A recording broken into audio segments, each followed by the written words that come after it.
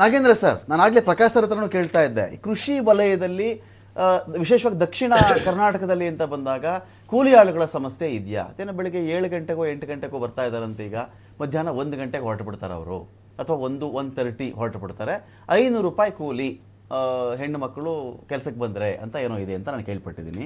ನೀವು 17ನೇ ತಾರೀಕು 19 ಜಾರಿಗೆ ತರಬೇಕಾಗಿರುವ ಅಂಶಗಳೇನೇನು ಹೇಳಿದ್ದೀರಿ, 13 ಪಾಲಿಸಿ ಮ್ಯಾಟ್ರ್ಗಳೇನೇನು ಡಿಸ್ಕಸ್ ಮಾಡಿದ್ರಿ, ಸಿದ್ದರಾಮಯ್ಯರಿಂದ ತಮಗೇನು ಭರವಸೆ ಸಿಕ್ತು, ಏನು ನಿರೀಕ್ಷೆ ಇಟ್ಕೊಂಡಿದ್ರು ಅದ್ರ ಬಗ್ಗೆ ಅಂತ? ಅವರು ನನ್ನ ಕರ್ನಾಟಕ ಸರ್ಕಾರದ ಆರ್ಥಿಕ ಮಿತಿಯೊಳಗೆ ಏನೇನು ರೈತ ಕುಲಕ್ಕೆ ಮತ್ತು ಕೃಷಿ ಕ್ಷೇತ್ರಕ್ಕೆ, ಗ್ರಾಮೀಣಾಭಿವೃದ್ಧಿಗೆ, ನೀರಾವರಿಗೆ ಆದ್ಯತೆ ಕೊಡ್ತೀವಿ ಅಂತ ಹೇಳಿದ್ರು. ಅಷ್ಟೇ ಆದ್ಯತೆ ಕೊಡ್ತೀವಿ ಅಂತ ಹೇಳಿದ್ರು. ಆದರೆ ಅವರ ಆರ್ಥಿಕ ಪರಿಸ್ಥಿತಿ ಹೆಂಗಿದೆ ಅದು ನೋಡ್ಕೊಂಡು ಮಾಡ್ತೀವಿ ಅಂತ ಹೇಳಿದ್ರು. ಕರ್ನಾಟಕದ ಆರ್ಥಿಕ ಪರಿಸ್ಥಿತಿ ಈಗಾಗಲೇ ಚರ್ಚೆ ಆಯ್ತಲ್ಲ, ಯಾವ ಥರ ಆಗ್ತಾ ಇದೆ, ಸಾಲ ಜಾಸ್ತಿ ಆಗ್ತಿದೆ ಅಂತ.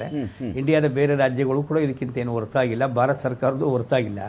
ಸಾಲದ ಮೇಲೆ ಡಿಪೆಂಡ್ ಆಗಿ ನಾವು ಜೀವನ ಮಾಡಬೇಕಾದಂಥದ್ದು, ಸಾಲ ಮೇಲೆ ಡಿಪೆಂಡ್ ಆಗಿ ನಾವು ಕೆಲಸ ಕಾರ್ಯಗಳು ಮಾಡಬೇಕಾದ ಪರಿಸ್ಥಿತಿ ಬಂದ್ಬಿಟ್ಟಿದೆ ಸರ್ಕಾರಕ್ಕೆ.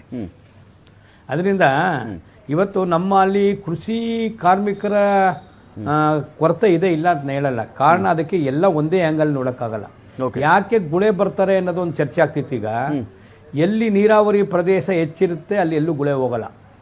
ನಾವು ಕರ್ನಾಟಕದ ಒಟ್ಟು ಹಿಡುವಳಿಯಲ್ಲಿ ವ್ಯವಸಾಯೋಗ್ಯವಾದ ಭೂಮಿಯಲ್ಲಿ ನಾವು ಕೊಟ್ಟಿರುವಂಥದ್ದು 36ರಿಂದ 37% ನೀರಾವರಿ ಸೌಲಭ್ಯ.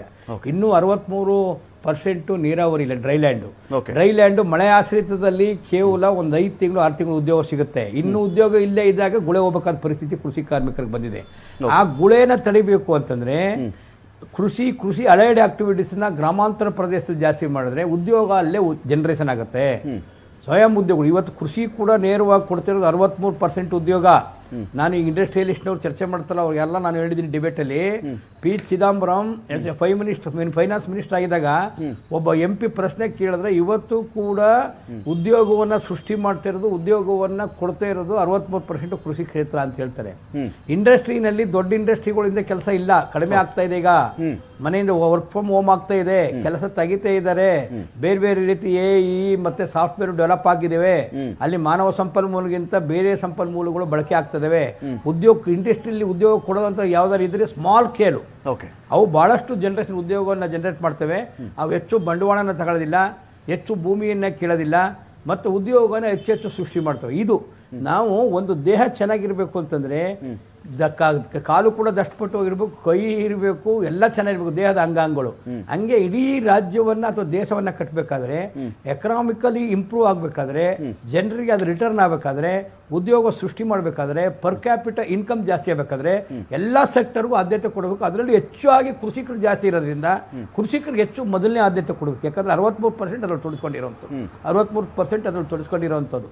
ನಾನು ಒಂದು ಉದಾಹರಣೆ ಕೊಡ್ತಾ ಇದ್ದೀನಿ. ನಿರ್ಮಲಾ ಸೀತಾರಾಮನ್ ಅವರ ಮಾತಲ್ಲಿ ಇದೆ.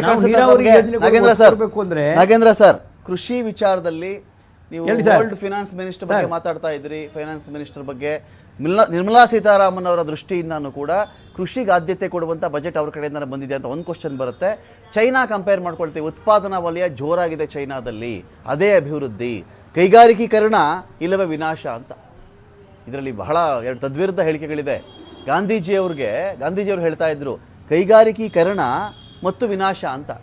ವಿಶ್ವೇಶ್ವರಯ್ಯನವರು ಹೇಳ್ತಾ ಇದ್ರು ಕೈಗಾರಿಕೀಕರಣ ಇಲ್ಲವೇ ವಿನಾಶ ಅಂತ ಹೇಳಿ. ಅಂದ್ರೆ ಈಗ ಚೈನಾ ಮಾಡಲ್ ನಾವು ಹೋಗ್ಬೇಕಾ, ಇಲ್ಲ ಭಾರತ ಕೃಷಿ ಪ್ರಧಾನದ ದೇಶ, ಕೃಷಿಗೆ ಒತ್ತು ಕೊಡಬೇಕು ಅಂತ ಜಿಜ್ಞಾಸೆ.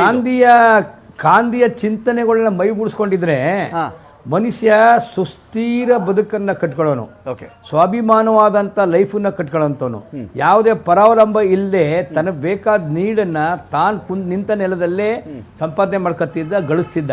ಆದರೆ ಇವತ್ತು ಇಡೀ ಎಕನಾಮಿಕ್ ಪಾಲಿಸಿಗಳು ಬೇರೆಯವ್ರ ಮೇಲೆ ಪರಸ್ಪರ ಅವಲಂಬನೆ ಆಗಂಗೆ ಮಾಡಿದಾವೆ. ಇದು ಒಳ್ಳೆಯದಲ್ಲ, ಇದು ಒಳ್ಳೆ ದೇಶದ ಬೆಳವಣಿಗೆ ಒಳ್ಳೆಯದಲ್ಲ. ಕೈಗಾರಿಕೀಕರಣ ಆಗಿದೆ. ನಾ ಕೇಳ್ತೀನಿ, ಕೈಗಾರಿಕರಣೆಗೆ ಮೊದಲನೇ ಪಂಚವಾರ್ಷಿಕ ಯೋಜನೆಯಿಂದನೂ ಕೂಡ ನಮ್ಮ ರಾಷ್ಟ್ರ ಕೊಟ್ಟಿದೆ. ಎಷ್ಟು ಉದ್ಯೋಗ ಸೃಷ್ಟಿ ಮಾಡಿದೆ? ಇವತ್ತು ಭೂಮಿ ಇಲ್ಲ, ಭೂಮಿ ಕೇಳಿದ್ರು ಕೊಡಕ್ಕಿಲ್ಲ ಅನ್ನೋದೊಂದು ಚರ್ಚೆ ನಡೀತಿತ್ತು. ಎಷ್ಟು ಭೂಮಿ ನಮ್ಮ ರೈತರಿಂದ ಲ್ಯಾಂಡ್ ಬ್ಯಾಂಕ್ ಅಂತ ಭೂಮಿನ KDB ಸ್ವಾಧೀನ ಪಡಿಸ್ಕೊಂಡಿರೋಂಥದ್ದು, ಇಂಡಸ್ಟ್ರಿಯಲ್ ಪರ್ಪಸ್ಗೆ ಸರ್ಕಾರ ಎಲ್ಲ ಕಡೆ ಗೊತ್ತದೆ. ಎಷ್ಟು ಭೂಮಿ ಹಂಚಿದ್ದಾರೆ, ಆ ಭೂಮಿ ನಿಜವಾಗ್ಲೂ ಅದಕ್ಕೆ ಯೂಸ್ ಆಗಿದೆಯಾ ಪರ್ಪಸ್ಗೆ? ಒಬ್ಬ ಬಂಡವಾಳ ಹಾಕ್ತಾನೆ, ಮತ್ತೆ 5 ವರ್ಷ ಬಿಟ್ಟು ಅದೇ ಉದ್ದೇಶಕ್ಕೆ ರಿಯಲ್ ಎಸ್ಟೇಟ್ ತರ ಮಾರ್ತಾ ಇರ್ತಾನೆ.